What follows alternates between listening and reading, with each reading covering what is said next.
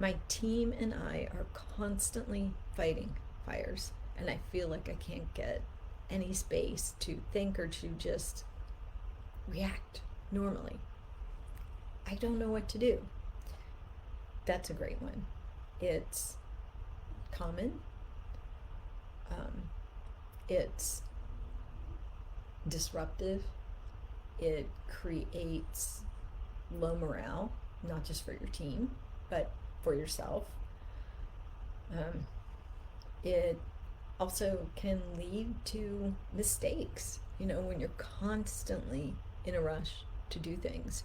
Not only does your team make mistakes, which at the end of the day ends up costing you money, but you can make mistakes too. Um, and it doesn't feel good. At the end of the day, it just doesn't feel good. So here's the thing about constantly fighting fires. There are ways to put practices in place that eliminate that need to constantly be putting out fires. They take a bit of time to put in place, but it is time well spent, right? So some of the ways that you can sort of eliminate that. One way is create standard operating procedures. So if you're doing a task over and over and over again, let's just say it is appearing on a podcast, create a document that outlines exactly what needs to be done from the very first time you're contacted or the first time you contact somebody, and then create all of the steps you need to take to get that done, and add who it is that's supposed to do each one of those steps. It might take, an hour to put this together, particularly if your team does it a lot. But what it does is it gives your team something to process and something to follow so they can hand things off to each other and they know exactly who it goes to. That's the first thing you can do. So standard operating procedures for everything that you and your team are consistently doing, to the point where you can even create something for how you create a new product and sell it. That includes things like the marketing and setting up the sales page and getting the videos done and whatever it might be. You can create something as in-depth as that. That then also translates to a plan. And now you and your team are following a plan. So what that should do is it should eliminate those moments where you go, oh my gosh, we forgot to make this video, or we didn't put this together for the sale, or we didn't create this piece of social content that we need, right? Because those are the things that throw your team into chaos and that create situations where your team's going, you need to sit down and do this right away. Could you please just sit down and do this right away and everything will be fine? Except we all know now we're putting out fires again, right? And we're all living in firefighting mode. And what happens to you as a leader, once you know your team is in firefighting mode, now you start asking questions. Now you start getting involved in the weeds. And I'll be frank, I've been on both sides of this. Once you're involved in the weeds, you're more of a distraction to your team than you are a help. It just is what it is, especially when your team is at their core really good at what they do. So you don't want to get too into the weeds with your team. Now, so you created SOPs, and from those SOPs, you've been able to create a plan that your team can follow. And here's the thing, you don't have to use a fancy project management software to do that.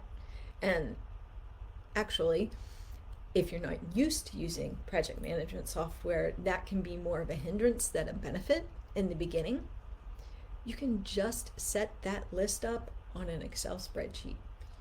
Each task, who's supposed to be completing it, when it's completed, or when it's supposed to be completed, a due date, and then a place where folks can check mark that they've gotten it done. This is done, this is done, this is done. Here's where it is, and now the next team member can pick up and do what they need to do. Another thing that works really well if you're constantly in firefighting mode, once you get through a firefight, once you've put out the fire and the smoke has cleared, take about an hour, a little bit of time to talk with everybody that was involved with that and really get to the core of how that fire happened. And this is absolutely not about placing blame.